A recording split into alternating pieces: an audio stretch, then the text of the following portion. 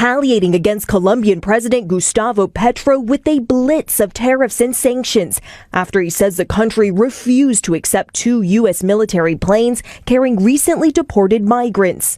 Trump announcing the U.S. will impose 25% tariffs on all Colombian imports, threatening to raise them to 50% in a week. A move that could raise consumer costs for the billions of dollars worth of goods that the U.S. imports from Colombia each year, including crude oil, coffee, and bananas. Trump also imposing travel bans and visa restrictions on Colombian government officials and their supporters, vowing these measures are just the beginning. President Petro responding on social media saying Colombia will impose reciprocal 50% tariffs on U.S. goods, telling Trump, "I resist you."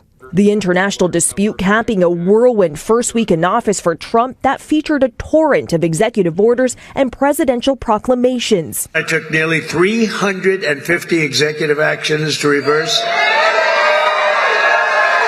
the horrible failures and betrayals that we inherited. Many of them aimed at dramatically reshaping America. Our message could not be more clear. America's decline is over. Overnight, 7 Democrats joining Republicans in the Senate to confirm Kristi Noem as Homeland Security Secretary, putting the former South Dakota governor in charge of the department at the center of Trump's immigration crackdown. The vice president votes in the affirmative, and the nomination is confirmed. And in a dramatic moment on the Senate floor, Vice President J.D. Vance casting the deciding vote to confirm Pete Hegseth as Secretary of Defense. Mr. Vice President, thank you for breaking the tie. 3 Republican senators voting against Trump's controversial choice to run the Pentagon. The military veteran and former Fox News host fending off allegations of sexual misconduct, financial mismanagement, and alcohol abuse, allegations that he's denied. This as Democratic lawmakers and even some Republicans are blasting Trump for purging independent government watchdogs on Friday night. Sources tell ABC News that Trump fired at least 17 inspectors general, officials tasked with rooting out waste, fraud, and abuse across the government. This is a chilling purge.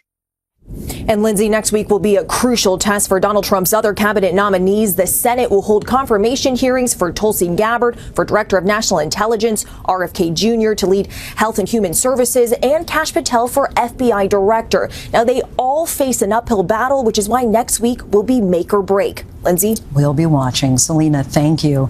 Both Colombia and Mexico are refusing to allow U.S. military deportation flights to land as migrant advocates here are pushing back against the immigration crackdown. Here's ABC's Melissa Adon. Tonight, an ICE crackdown in Chicago, the law enforcement agency and its partners conducting an operation to preserve public safety and national security. President Trump's border czar, Tom Homan, and acting Attorney General Emil Bove on hand to personally observe the action, part of a mass deportation effort targeting undocumented migrants living in the United States. The Trump administration enlisting the U.S. military to the cause this week, sending an additional 1,500 troops to the U.S.-Mexico border and using military planes to transport migrants back to their home countries.